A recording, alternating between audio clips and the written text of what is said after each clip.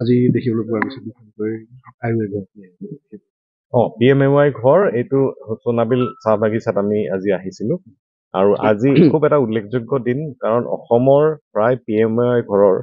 আজি 5,55,555টা গৃহ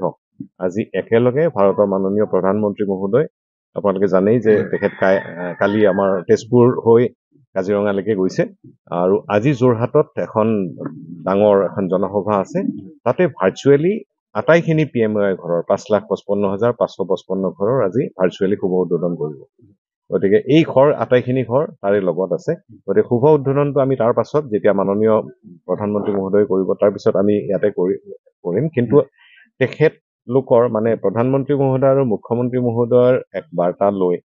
আৰু ইমান সুন্দৰভাৱে তেওঁলোকে ঘৰটো বনাইছে আপোনালোকে যদি চাই বেনিফিচিয়াৰী গৰাকীক আমি মানে অকমান শুভেচ্ছা জনাবৰ কাৰণে ইয়াতে আহিছিল